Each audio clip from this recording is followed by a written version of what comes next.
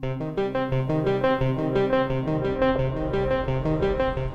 kakwento, July 20, 2025, Linggo Pinas Time, sa makasaysayang gabi sa MGM Grand Las Vegas, USA, ang boxing ay muling nagbigay sigla sa karera ng dalawang Pilipinong mandirigma, sina Yumir Marcial at Mark Magnifico Magsayo, at parehong pumasok sa ring na may baong determinasyon, pangarap at layuning ipakita sa buong mundo ng dugong Pinoy ay hindi basta-basta sumusuko.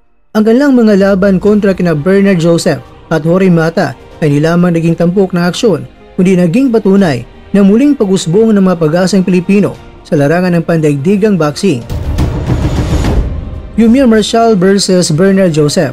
Unang umakyat sa entablado ay itong si Yumir Marcial, ang dating Olympic bronze medalist, na ngayon unti-unting itinatayo ang kanyang professional na karera. Sa harap niya ay ang Amerikanong si Bernard Joseph, isang veteranong boksingero na kilala sa kanyang matitibay na depensa at kakayang magipagsabayan sa loob ng buong laban. Ngunit hindi nagpatinag si Marcial. Sa unang round pa lang ay ipinamalasan niya ang bagsik ng kanyang kaliwat kanang mga bitaw habang maingat na iniwasan ng mapatama ng kalaban. Dumating sa sukdulan ng laban sa ikalawang round na isang matinding left hook ni Marcial ang tumama sa panga ni Joseph. Bumagsak ito sa lona at bagaman nakatayo pa, halatang nanghihina ang tuhod at nawala ng kumpiyansa. Pagsapit na ikatlong round, isang sunod-sunod na kombinasyon naman ang nagtulak sa referee para ihinto ang laban. Kaya naman technical knockout victory para kay Marcial, isang matibay na payag sa middleweight division na siya handa na para sa mas malaking pagsubok. Hindi matatawaran na ipinakitang tapang at kumpiyansa ni Marcial sa laban.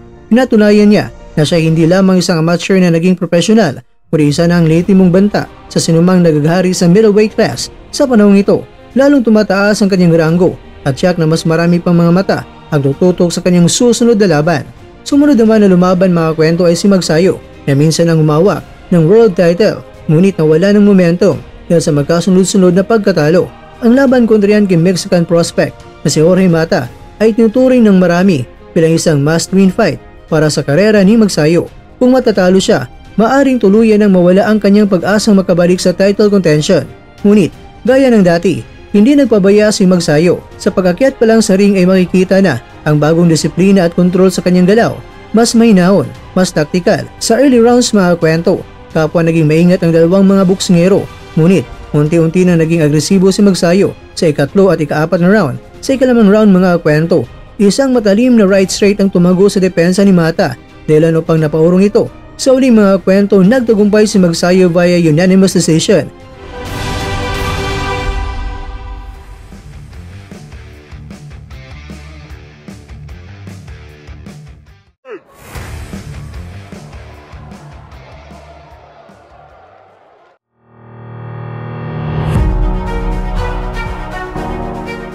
Sa kabila ng mga kabiguan, ipinakita niyang hindi pa tapos ang kanyang kwento. Sa katunayan, ito pa lamang ang simula ng kanyang pagbabalik loob sa dating anyo bilang world-class super featherweight contender. Sa gabi ng laban mga kakwento, naging malinaw ng dugo ng madirigmang Pilipino ay hindi kumukupas. Sina Marcial at Magsayo ay kapwa bumangon mula sa kani-kanilang mga hamon sa buhay at karera, at sa pamamagitan ng kanilang tagumpay, muling binuhay nila ang pag-asa ng mga Pilipinong umaasang muli nasisikat ang bituin ng boxing sa ating bansa. Ito ay hindi lamang mapanalong teknikal, kundi panalong emosyonal, panalong moral, at panalong pambansa.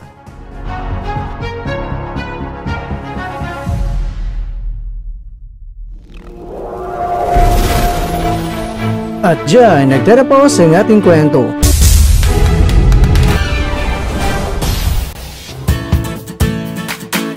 Maraming salamat mga kakwento sa inyong panonood. Pero baka naman mga kakwento ay nagustuhan niyo po ang kwento natin ngayon. Baka pwede niyo po akong mabigyan dyan ng like, subscribe at pa-click na rin sa bell button.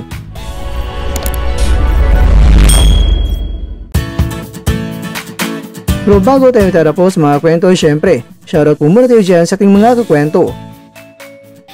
Kay kakwentong Carling, kay kakwentong Mario Rivera, kay kakwentong Jergen Seriosa, at kakwentong nanonood ngayon, shoutout sa iyo dyan. Bueno, hanggang dito na po muna ang ating kwentuhan. At abangan nyo na po ating susunod na video. At dito lang po yan sa isang channel na kung saan maaring ito'y mga kwentong di pa na kwento sa inyo.